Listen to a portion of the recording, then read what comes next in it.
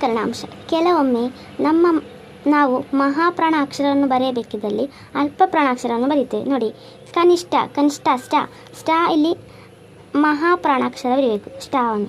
ಅದೇ ಶ್ರೇಷ್ಠ ಇದು ಸಹ ಸ್ಟ ಎಂಬುದಕ್ಕೆ ಮಹಾಪ್ರಾಣಾಕ್ಷರ ಒತ್ತಾಕ್ಷರ ಕೊಡಬೇಕು.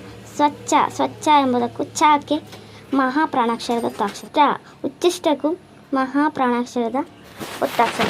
ಓಕೆ. ಅವ್ಯಯಗಳು. ಅವನು ಸುತ್ತಲೂ ನೋಡಿದನು, ಅವಳು ಸುತ್ತಲೂ ನೋಡಿದಳು, ಅವರು ಸುತ್ತಲೂ ನೋಡಿದರು, ಅದು ಸುತ್ತಲೂ ನೋಡಿತು. ಈ 4 ವಾಕ್ಯದ ಸುತ್ತಲೂ ಎಂಬ ಒಂದು ಪದವನ್ನು ಗಮನಿಸಿದಾಗ ಅದು ಪುಲ್ಲಿಂಗ, ಸ್ತ್ರೀಲಿಂಗ, ನಪುಂಸಕಲಿಂಗದಲ್ಲೂ ಏಕವಚನ ಬಹುವಚನಗಳು ಯಾವುದೇ ವ್ಯತ್ಯಾಸ ಹೊಂದದೆ ಏಕರೂಪದಲ್ಲಿ ಇದೆ. ಈಗ ನೋಡಿ, ಅವನು ಸುತ್ತಲೂ ಓಡಿದನು, ಅವಳು ಸುತ್ತಲೂ ಓಡಿದರು, ಅವರೂ ಸುತ್ತಲೂ ಓಡಿದರು, ಅದು ಸುತ್ತಲೂ ನೋಡಿತು. ಇದರಲ್ಲಿ ಯಾವುದೇ ವ್ಯತ್ಯಾಸವಿಲ್ಲ ಸುತ್ತಲೂ ಎಂಬುದರಲ್ಲಿ. ನೋಡಿ, ಇದು ಸುತ್ತಲೂ ಎಂಬ ಪದದಲ್ಲಿ ಯಾವುದೇ ಪ್ರತ್ಯಯವನ್ನು ಹಚ್ಚಲಾಗುವುದಿಲ್ಲ. ಇದು ನಾಮಪದದ ಕ್ರಿಯಾಪದಗಳ ಹಾಗೆ ರೂಪದಲ್ಲಿ ಯಾವ ಬದಲಾವಣೆ ಹೊಂದುವುದಿಲ್ಲ. ಇದೇಗೆ ನಾಮಪದ ಮತ್ತು ಕ್ರಿಯಾಪದಗಳ ರೂಪದಲ್ಲಿ ಬದಲಾವಣೆ ಹೊಂದಿದ ಥರ ಅವ್ಯಯಗಳು ಬದಲಾವಣೆ ಹೊಂದುವುದಿಲ್ಲ. ಇಲ್ಲಿ ನೋಡಿ, ಸುತ್ತಲೂ ಎಂಬ ಪದದ ಮೇಲೆ ಯಾವುದೇ ಪ್ರತ್ಯಯವನ್ನು ಹಚ್ಚಲಾಗುವುದಿಲ್ಲ. ಇದು ನಾಮಪದ ಕ್ರಿಯಾಪದಗಳಾಗಿ ರೂಪದಲ್ಲಿ ಯಾವ ಬದಲಾವಣೆ ಹೊಂದುವುದಿಲ್ಲ. ಹೀಗೆ ಲಿಂಗ, ವಚನ, ವಿಭಕ್ತಿಗಳಿಂದ ಯಾವುದೇ ವ್ಯತ್ಯಾಸ ಹೊಂದದೆ ಚೆನ್ನಾಗಿ, ನೆಟ್ಟಗೆ, ಮೆಲ್ಲಗೆ, ಸುಮ್ಮನೆ, ತರುವ ಇತ್ಯಾದಿ ಪದಗಳಿಗೆ ನಮ್ಮ ಭಾಷೆಯಲ್ಲಿ ಪ್ರಯೋಗಿಸಲ್ಪಡುತ್ತವೆ. ಇಂಥ ಪದವೇ ಅವ್ಯಯಗಳು. ನಾಮಪದದ ಕ್ರಿಯಾಪದಗಳಂತೆ ಲಿಂಗ, ವಚನ, ವಿಭಕ್ತಿಗಳಿಂದ ರೂಪಭೇದವನ್ನು ಹೊಂದದೆ ಏಕರೂಪವಾಗಿರುವ ಪದವನ್ನು ಅವ್ಯಯ ಎಂದು ಕರೆಯುತ್ತೇವೆ. ಅವ್ಯಯಗಳನ್ನು ಸಾಮಾನ್ಯ ಅವ್ಯಯ, ಅನುಕರಣ ಅವ್ಯಯ, ಭಾವಸೂಚಕ ಅವ್ಯಯ, ಕ್ರಿಯಾರ್ಥಕ ಅವ್ಯಯ, ಸಂಭವನಾರ್ಥಕ ಅವ್ಯಯ, ಕೃದಂತ್ಯವ್ಯಯ, ಗದ್ಯದಂತವ್ಯಯ, ಅವಧಾರಣ ಅವ್ಯಯ ಎಂದು ಗುಂಪಾಗಿ ವಿಂಗಡಿಸಲಾಗಿದೆ. ಸಾಮಾನಾರ್ಥಕ ಅವ್ಯಯ ಯಾವುದಾದರೊಂದು ಕ್ರಿಯೆ ನಡೆದ ರೀತಿಯನ್ನು ಹೇಳುವಂಥ ಅವ್ಯವೇ ಸಾಮಾನ್ಯ ಅವ್ಯಯ. ಇವು ಹೆಚ್ಚಾಗಿ ವಿಶೇಷಣಗಳಾಗಿರ್ತದೆ. ಬೇಗನೆ, ಮೆಲ್ಲನೆ, ಸೊಗಸಾಗಿ, ಸುಮ್ಮನೆ, ತಟ್ಟನೆ, ತರುವಾಯ, ಹಾಗೆ, ಅಂತೂ, ಬೇರೆ, ಬಳಿಕ, ಕೂಡಲೇ, ಚೆನ್ನಾಗಿ.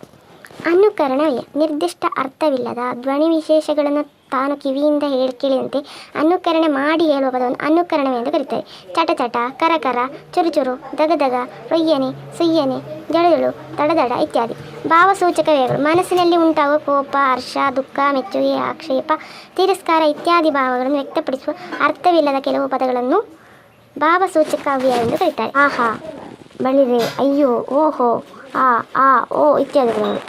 ನೆಕ್ಸ್ಟ್ ಕ್ರಿಯಾರ್ಥಕ ಅವ್ಯಯಗಳು. ಕ್ರಿಯಾಪದ ಸ್ಥಾನದಲ್ಲಿ ವಾಕ್ಯದ ಅರ್ಥವನ್ನು ಪೂರ್ಣಗೊಳಿಸುವ ಅವ್ಯಯವನ್ನು ಕ್ರಿಯಾರ್ಥಕ ಅವ್ಯಯ ಎಂದು ಕರೀತೇವೆ. ಹೌದು, ಸಾಕು, ಅಲ್ಲ, ಹೌದು, ಬೇಡ, ಉಂಟು ಇತ್ಯಾದಿ. ಸಂಭವನಾರ್ಥಕ ಅವ್ಯಯ. 2 ಪದಗಳನ್ನಾಗಲಿ ಹಲವು ಪದ ಸಮುಚ್ಚಯಗಳನ್ನಾಗಲಿ ವಾಕ್ಯಗಳನ್ನಾಗಲಿ ಜೋಡಿಸುವಂಥ ಅಥವಾ ಸಂಬಂಧಗೊಳಿಸುವಂಥ ಪದಗಳೇ ಸಂಭವನಾರ್ಥಕ ಅವ್ಯಯಗಳು. ಮತ್ತು, ಅಥವಾ, ಆದ್ದರಿಂದ, ಅಲ್ಲದೆ. ಓಕೆ. ಪದಗಳ ಜೋಡಣೆ. ರಾಮನು, ಲಕ್ಷ್ಮಣನು, ಸೀತೆಯು ಕಾಡಿಗೆ ಹೊರಟರು. ಪದ ಸಮುಚ್ಚಯದ ಜೋಡಣೆ. ಪದಗಳ ಜೋಡಣೆ. ರಾಮನು, ಲಕ್ಷ್ಮಣನು, ಸೀತೆಯು ಕಾಡಿಗೆ ಹೊರಟರು. ಪದ ಸಮುಚ್ಚಯದ ಜೋಡಣೆ. ಅವನು ಬರುವುದು ಬೇಡ, ಆ ಕೆಲಸ ಆಗುವುದು ಬೇಡ. ವಾಕ್ಯಗಳ ಜೋಡಣೆ. ಅವನು ಬರಲಿಲ್ಲ, ಆದ್ದರಿಂದ ನಾನು ಬರಲಿಲ್ಲ. ಓಕೆ. ಕೃದಂತವ್ಯಯ ಮತ್ತು ತದ್ದಿತಾಂತವ್ಯಯಗಳ ವಿವರವನ್ನು ಕೃದಂತ ಮತ್ತು ತದ್ದಿತಾಂತ ಪ್ರಕರಣಗಳ ವಿವರಣೆಯಲ್ಲಿ ನಾವು ಕಲಿಯಬಹುದು. ಓಕೆ. ನೆಕ್ಸ್ಟ್ ಅವಧಾರಣಾರ್ಥಕ ವ್ಯಯ. ಒಂದು ನಿಶ್ಚಿತಾರ್ಥದಲ್ಲಿರುವ ಅವ್ಯಯವನ್ನು ಅವಧಾರಣಾರ್ಥಕ ಅವ್ಯಯ ಎಂದು ಕರೀತಾರೆ. ಹಲವು ವಸ್ತುಗಳಲ್ಲಿ ಒಂದಷ್ಟು ನಿಶ್ಚಯವಾಗಿ ಹೇಳುವ ಸಂದರ್ಭದಲ್ಲಿ ಈ ಅವ್ಯಯವನ್ನು ಬಳಸಲಾಗುತ್ತದೆ. ಅವನೇ, ಅದುವೇ, ನೀನೇ, ಅವಳೇ, ಅವರೇ ಇತ್ಯಾದಿ. ಕೊನೆಯಲ್ಲಿ ಎ ಎಂಬ ಅಕ್ಷರವೇ ಅವಧಾರಣಾರ್ಥಕ ಅವ್ಯಯ. ಯಾವುದು? ಎ ಎಂಬ ಪದಗಳು ಅಕ್ಷರಗಳನ್ನು ಅರ್ಥವತ್ತಾಗಿ ಜೋಡಿಸಿದಾಗ ಪದ ರಚನೆ ಆಗುತ್ತೆ. ಕೆಲವೊಮ್ಮೆ ಒಂದೇ ಅಕ್ಷರವು ಪದವೆಂದು ಕರೆಯಲ್ಪಡುತ್ತದೆ. ಆ ಮನೆ, ಈ ತೋಟ, ಆ, ಈ ಎಂಬ ಅಕ್ಷರಗಳು ಪದಗಳೇ ಆಗಿರುತ್ತವೆ. ಭಾಷೆ ಎಂಬುದು ನಿಂತ ನೀರಲ್ಲ, ಅದು ತನ್ನ ಸಂಪರ್ಕಕ್ಕೆ ಸಿಕ್ಕುವ ಬೇರೆ ಬೇರೆ ಭಾಷೆಗಳಿಂದಲೂ ಪದಗಳನ್ನು ಸ್ವೀಕರಿಸಿ ಬಳಸಲಾಗುತ್ತೆ. ಹಾಗಾಗಿ ಪ್ರತಿಯೊಂದು ಭಾಷೆಯಲ್ಲೂ ಅದರದೇ ಆದ ಮೂಲ ಪದಗಳು ಹಾಗೂ ಬೇರೆ ಭಾಷೆಯಿಂದ ಬಂದ ಪದಗಳು ಇರುತ್ತವೆ. ಒಂದು ಭಾಷೆಯ ಮೂಲ ಪದವನ್ನು ದೇಶೀಯ ಪದ ಎಂದಲೂ ಬೇರೆ ಭಾಷೆಯಿಂದ ಬಂದಿರುವ ಪದವನ್ನು ಅನ್ಯ ದೇಶ ಪದ ಎಂದು ಕರೀತಾರೆ. ಕನ್ನಡದಲ್ಲಿರುವ ಈ ಮೂಲ ಪದಗಳು ದೇಶೀಯ ಪದಗಳು. ಕನ್ನಡದಲ್ಲಿ ಸಂಸ್ಕೃತ, ಪಾರ್ಸಿ, ಪೋರ್ಚುಗೀಸ್, ಇಂಗ್ಲೀಷ್, ಉರ್ದು ಇತ್ಯಾದಿ ಭಾಷೆಗಳಿಂದ ಸಾಕಷ್ಟು ಪದಗಳು ಬಂದಿವೆ. ಇವುಗಳಿಂದ ಸಂಸ್ಕೃತದಿಂದಿರುವ ಬಂದ ಪದಗಳನ್ನು ಹೊರತುಪಡಿಸಿ ಉಳಿದ ಭಾಷೆಯಿಂದ ಬಂದಿರುವ ಪದವನ್ನು ಅನ್ಯ ದೇಶೀಯ ಪದಗಳೆಂದು ಕರೀತೇವೆ. ಸಂಸ್ಕೃತಗಳಿಂದ ಬಂದಿರುವ ಪದವನ್ನು ಹೊರತುಪಡಿಸಿ ಉಳಿದ ಭಾಷೆಯಿಂದ ಬಂದಿರುವ ಪದವನ್ನು ಅನ್ಯ ದೇಶ ಪದವೆಂದು ಕರೀತೇವೆ. ಸಂಸ್ಕೃತದಿಂದ ಬಂದಿರುವ ಪದವನ್ನು ತದ್ಭವವೆಂದು ಕರೀತೇವೆ. ದೇಶೀಯ ಪದಗಳು. ಪ್ರತಿಯೊಂದು ಭಾಷೆಯಲ್ಲೂ ಅದರದೇ ಆದ ಮೂಲ ಪದಗಳು ಇರುತ್ತವೆ. ಆಲಪದವೇ ದೇಶೀಯ ಪದಗಳು. ಸಾಮಾನ್ಯವಾಗಿ ಪ್ರತಿ ಭಾಷೆಯಲ್ಲಿ ದೇಹದ ಅಂಗಾಂಗ, ಸಂಬಂಧವಾಚಕ, ಪ್ರಾಣಿಗಳ ಹೆಸರು, ಪದಾರ್ಥಗಳು, ಸರ್ವನಾಮಗಳು, ಸಂಖ್ಯಾವಾಚಕಗಳು, ಧಾತುಗಳಿಗೆ ಆಯಾ ಭಾಷೆಯ ಸ್ವಂತ ಪದಗಳು ಇರ್ತವೆ. ಕನ್ನಡದ ದೇಶೀಯ ಪದಗಳು. ಅಂಗಾಂಗಗಳು ಕೈ, ತಲೆ, ಹೊಟ್ಟೆ, ಕಾಲು, ಬೆನ್ನು ಇತ್ಯಾದಿ. ಸಂಬಂಧವಾಚಕಗಳು ಅಪ್ಪ, ಅಮ್ಮ, ಅಜ್ಜ, ಅಜ್ಜಿ, ಚಿಕ್ಕಪ್ಪ, ಮಾವ, ಬಾವ, ಅಣ್ಣ, ತಂಗಿ, ತಮ್ಮ ಇತ್ಯಾದಿ. ಪ್ರಾಣಿಗಳು ಇಲಿ, ಹಾವು, ಎತ್ತು, ಎಮ್ಮೆ, ದನ, ಕೋಳಿ ಇತ್ಯಾದಿ. ಪದಾರ್ಥಗಳು ಬಾಗಿಲು, ಉಪ್ಪು, ಹಾಲು, ಚಿಲಕ. ಸರ್ವನಾಮ ನಾನು, ಅವನು, ನೀನು, ಅವಳು, ಅದು, ಅವು, ಅವರು. ಸಂಖ್ಯಾವಾಚಕ 1 ರಿಂದ 999ರೊಳಗಿನ ಸಂಖ್ಯೆಗಳು. ಧಾತುಗಳು ತಿನ್ನು, ಹೋಗು, ಕೇಳು, ಬಿಡು ಇತ್ಯಾದಿ.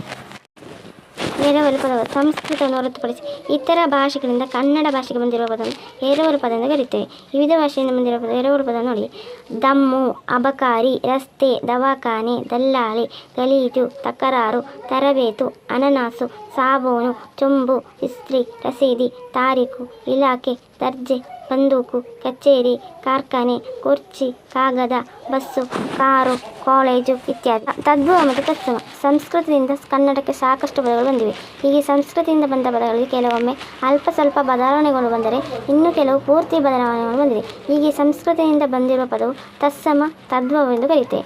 ತತ್ಸಮಗಳು ಸಂಸ್ಕೃತದಿಂದ ಬರುವಾಗ ವಿಕಾರ ಹೊಂದದೆ ಕನ್ನಡದಲ್ಲಿ ಬಳಸಲ್ಪಡುವ ಪದವನ್ನು ತತ್ಸಮ ಪದ ಎಂದು ಕರೆಯುತ್ತೇವೆ. ತತ್ ಎಂದರೆ ಅದಕ್ಕೆ, ಸಂಸ್ಕೃತಕ್ಕೆ ಸಮ ಎಂದರ್ಥ, ಸಮಾನ ಎಂದರ್ಥ. ಸಂಸ್ಕೃತಕ್ಕೆ ಸಮಾನವಾದದ್ದು ಸಂಸ್ಕೃತ ರೂಪವನ್ನು ತತ್ಸಮ ಎಂದು ಕರೆಯುತ್ತೇವೆ. ರಾಮ, ವಸಂತ, ಸೋಮ, ಚಂದ್ರ, ಗ್ರಹ, ಶ್ರೀ, ಭುವನ, ಶ್ರುತಿ, ಕಾವ್ಯ. ತದ್ಭವ ಎಂದು ಕರೆಯುತ್ತೇವೆ. ತತ್ ಎಂದರೆ ಅದರಿಂದ, ಸಂಸ್ಕೃತದಿಂದ. ಭವ ಎಂದರೆ ಹುಟ್ಟಿದ್ದು, ಸಂಸ್ಕೃತದಿಂದ ಹುಟ್ಟಿದ್ದು. ಅಲ್ಪ ಸ್ವಲ್ಪ ಬದಲಾವಣೆಗೊಂಡ ತದ್ಭವ ರೂಪಗಳು: ಶಶಿ, ಸಸಿ, ಶಿರ, ಸಿರ, ಕಲಶ, ಕಳಸ, ಅಂಕುಶ, ಅಂಕುಶ, ವರ್ಷ, ವರ್ಷ. ಪೂರ್ಣ ವ್ಯತ್ಯಾಸ ಹೊಂದಿದವುಗಳು: ದ್ಯೂತ, ಜೂಜು, ವಂದ್ಯ, ಬಂಜೆ, ವಿದ್ಯಾಧರ, ಬಿಜ್ಜೋದರ, ವೈಶಾಖ, ಬೇಸಗೆ, ಕುಟ್ಟಾರ, ಕೊಡಲಿ, ಪಾದುಗ, ಆವುಗೆ, ಅರ್ಕ, ಎಕ್ಕ ಇತ್ಯಾದಿ.